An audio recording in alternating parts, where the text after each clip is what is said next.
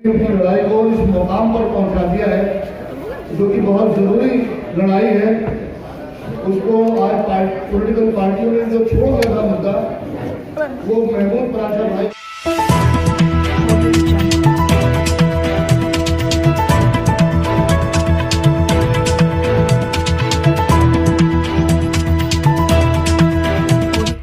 इस news channel पर जो भी वक्ता ने कहा वो उसकी अपनी राय है, जिसकी पुष्टि नेशन न्यूज इंडिया नहीं करता। धन्यवाद।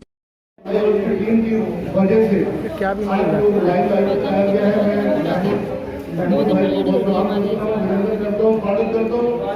दोस्तों, मैं बहुत छोटा कार्य करता हूँ।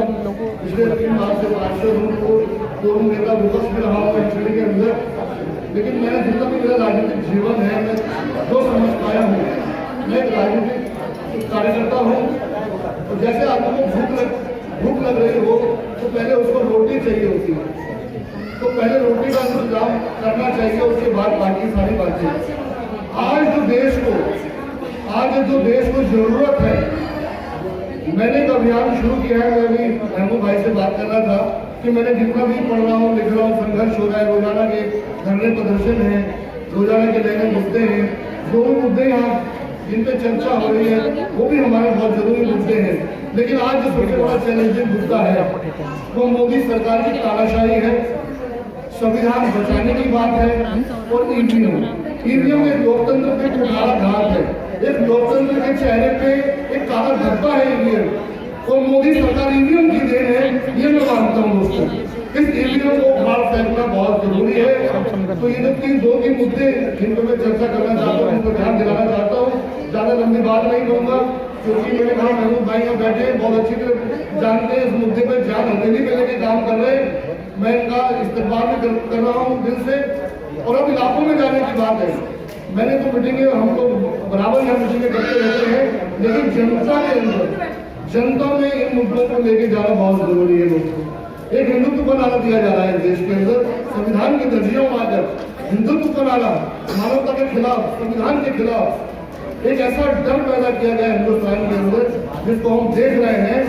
एक हिंदुत्व का नारा जिससे संविधान की धज्जियां उड़ रही है, तिरंगे की धज्जियां उड़ रही है, उसके खिलाफ कोई बोलने वाला नहीं है, उसकी बात भी करनी है दोस्तों। ये सारे जो मुद्दे हैं जिन पर मैं ध्यान दिलाना चाहता हूँ। मेरा यही कहना है कि आज जो सबसे बड़ा चैलेंजिंग का मुद्दा है, संविधान बचाओ, देश बचाओ, ये हमारे लिए बहुत जरूरी है। बाकी मुद्दे हमारे हैं, और मोदी सरकार को हटाना। अगर हम संविधान बचाने की बात कर रहे हैं, देश बचाने की बात कर रहे हैं, तो हटाएंगे। मोदी सरकार हटेगी तभी तो संविधान बचेगा। अगर हिंदुत्व का नारा दे दिया है उन्होंने, या उन्होंने कोई नया संविधान बना लिया है जिसके बारे में ये चर्चा है कि आखिरी चुनाव है 2024 का, उसके बाद चुनाव भी हो या ना हो, ये भी इसका भी कुछ पता नहीं है। और ये इस देश का तिरंगा झंडा रहे या नहीं रहेगा, इसका भी कोई भरोसा नहीं है। बहुत बड़ा चैलेंज है जिसको हमें फाइट करना है।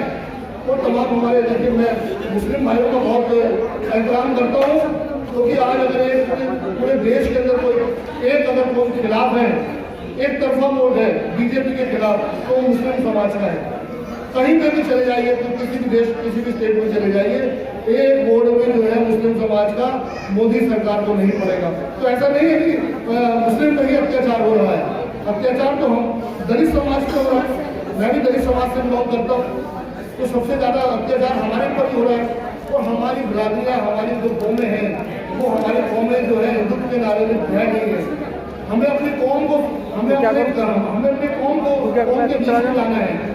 मैं आपको सच्चाई बता रहा हूँ, मैं दलित समाज में से बिलोंग करता हूँ। मैंने बहुत सारी बिरादरियों को देखा है कि जो हिंदुत्व के नारे में रह गई है, जो लोग जय श्री राम का नारा लगा रहे हैं, हमारे ही भाई हैं। अगर हमने अपनी कौम को अगर हम रास्ते में ले आए तो मोदी सरकार चली जाएगी। लेकिन ईवीएम बहुत बड़ा धब्बा है। तो दोस्तों, मैं ज़्यादा कुछ नहीं कहते हुए, हम लोगों ने देश बचाओ, संविधान बचाओ अभियान शुरू किया है। उसके लिए हम इलाकों में जा रहे हैं। अब हमने बस्तियों में अपने कार्यक्रम तय कर दिए हैं, और महमूद भाई को भी लेके जाएंगे। महमूद भाई का पुरानी दिल्ली से बिलोंग करता हूँ, और महमूद भाई पुरानी दिल्ली से बिलोंग करते हैं। बहुत बड़ा इशू है, बहुत बड़ा जनमत है इनके साथ, पुरानी दिल्ली के अंदर, पूरे देश में है महमूद भाई के साथ। तो बस आपसे गुजारिश कर रहा हूँ कि आज जो जरूरत है उस पर आ जाए आप लोग।